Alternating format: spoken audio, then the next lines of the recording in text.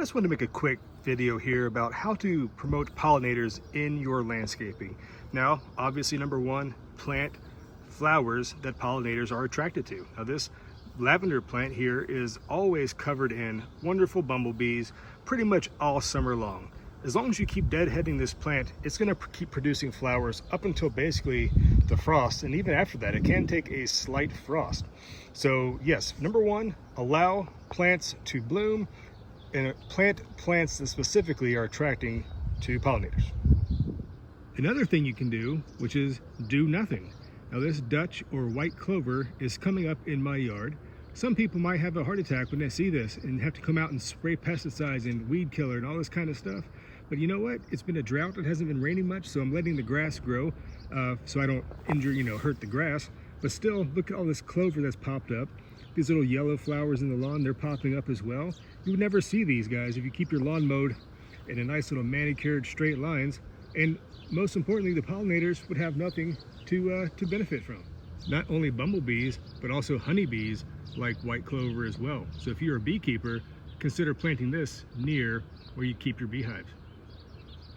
Another great way to attract pollinators and beneficial insects to your garden is with this. Now this is a simple, cheap mason bee house.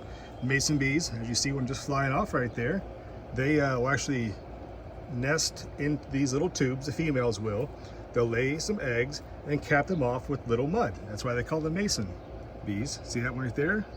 Freshly capped off with about 5 to 6 larvae inside that will eventually go through their life cycle. And there's a mason bee just right on cue, entering its little tube there. And yeah, so give these guys a place to live in your landscaping. Not only is it going to help with overall pollination, but it's also just going to help with the overall ecosystem of your backyard or your gardens or your landscaping or whatever it is, by having a readily available home for beneficial pollinators such as mason bees and leafcutter bees. Another way you can attract pollinators and give them a place to stay is save room for some wild areas in your property. Now this slope right here, I've showed you guys before in many of my other videos. It's hard to grow anything on here, but you know what? There's a lot of wildflowers that grow here. So some weeds basically. But you know what? They may be weeds to us, but beneficial pollinators enjoy this type of habitat. Butterflies will nest in here. Wasps that are beneficial, they're not always out just to get you, okay guys? They do help control things like aphids and stuff like that. Cutworms, cabbage worms, things like that. Did you guys know that?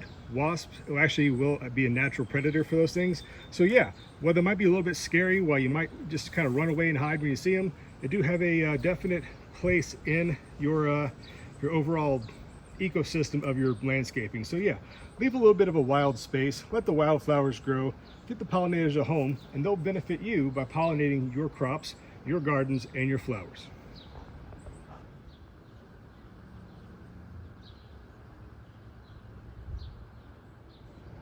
And my final point, guys, don't use chemicals that you don't need to be using that are going to harm the pollinators and the natural beneficials in your landscaping.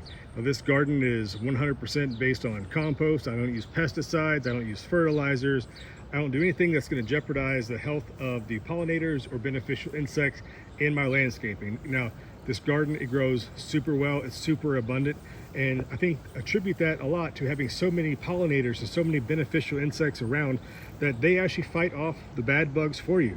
All right, so encourage beneficial insects to be in your garden, in your landscaping, okay? They're nature's, policemen, if you will. Ladybugs will get your aphids. Like I mentioned before, wasps will kill the cabbage worms. So as long as you don't get overrun by just an outbreak or something like that, as long as you have a nice balanced garden, a nice balanced system you're working with in your landscaping, your gardens, flower beds, whatever, as long as you keep that in balance, you're going to have no trouble and no need for anything that's going to jeopardize the populations of the beneficials and other bees and things like that in your landscaping. So hopefully you guys enjoyed this for some quick tips on how to promote pollinators and how to keep them around and keep them happy in your backyard. All right guys, until next time, I'll see you here on the hillside.